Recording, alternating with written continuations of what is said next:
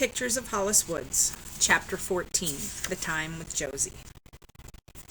My cousin Beatrice would love this, Josie said, looking around the room. If only... I'd never seen anything so beautiful, so Christmassy either. Pine branches were everywhere. We'd found candles, maybe a dozen, and lighted all of them. The ornaments sparkled in the light. And then I thought of what Josie had begun to say. If only what? I said. She shrugged a little. Beatrice and I spent every Christmas together. She remembers things for me when I forget, things about when we were young. Her forehead wrinkled. Fishing off the jetties. I felt a lump in my throat.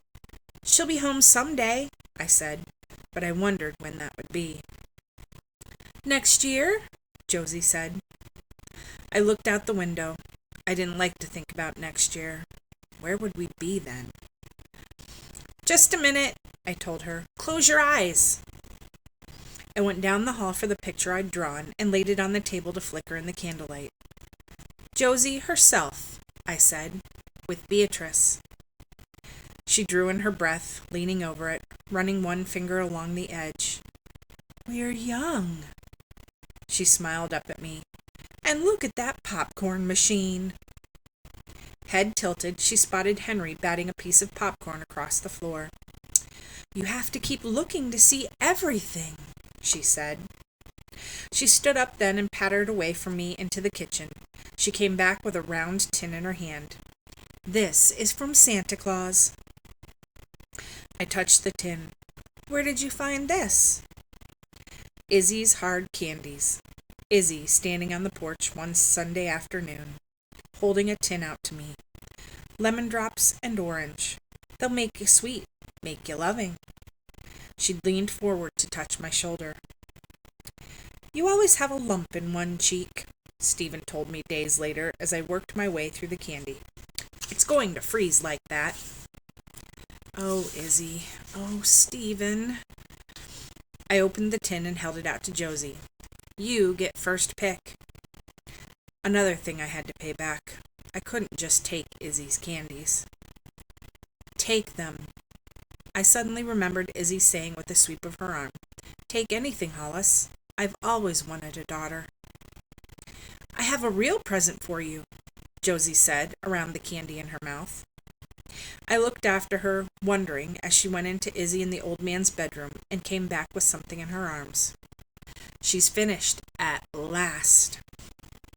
It was my tree figure, with her seagrass hair cascading down her back, almost half the size of Josie. She looked older than I was, but as I touched her face, the small nose, the large eyes, the tiny scar on the forehead, the arms out, I could see it really was me. But not really me. I looked closer, studying those eyes that were so sad it hurt to look at them. Ran my fingers over those outstretched arms. Giving arms, Josie said, nodding, bone thin, like one of the little birds that perched on the evergreen trees. I reached out to her, feeling those small shoulders, and hugged her to me. Tears burned my eyes. She's beautiful, I said. Do you think she looks like you? I held her out. She's not as tough, I said, trying for a smile. She doesn't look like a mountain of trouble. Josie shook her head. Maybe you're tough when you need to be tough, but trouble? What would I have done without you? Josie put her hand under my chin and tilted it so that I had to look at her. I wish you could see yourself the way that I see you. But I'm not, I began, but she broke in. Not good, not kind, not there when you're needed, not anxious to be loved. You know that's not so.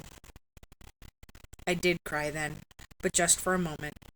If I'd let myself go, I would have had a hard time stopping. And then I saw that Josie was crying too.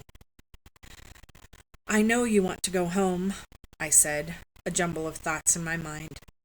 I wanted to say that we could be a family here, but she wanted to be in her own house, wanted to make Christmas cookies with Beatrice, and spend Tuesdays and Thursdays at the movies making popcorn. We sat on the couch, Henry on Josie's lap, watching the candles glow in the late afternoon light. The fire in the fireplace sent warm shadows over the wood floor and the walls, and next to me Josie was closing her eyes. Her head went back to rest against the couch, and she was asleep. I sat there too, half dozing, remembering that Stephen's birthday was the next day. It hurt to think about it. I stood up slowly, quietly, and went into his room. I picked up the blurry picture from his dresser, half of the photo dark, the rest all blues and greens, with the faint figure in the center. It was the river, of course. I saw it then, with the holly bushes on the bank and just the faintest view of the old man's mountain reaching up and back. There was the rowboat, and I was in it. How could I not have seen that the other day? "Hey, stop rowing," he said. "I'm going to take your picture." I looked up at him, feeling the sun on my face, feeling the happiness down to my toes, as he stood at the river's edge and snapped the picture. "You've got a smiley face," he said. "We could put you on a stamp and sell it all over Branches." "Too bad you didn't take your thumb off the lens," I told him. "Too bad you dropped the oar," he said. "It's floating away." I put the picture back carefully, then went downstairs for sweaters and pulled my jacket off the hook. Something fell out as I did. It was the shell I'd picked up the first time I'd seen Josie's ocean. I held it up to my face before I put it back into my pocket. I needed to be outside. I needed to be cold. So cold I couldn't think of anything but the ice and snow. Anything. That's what the stucco woman would say.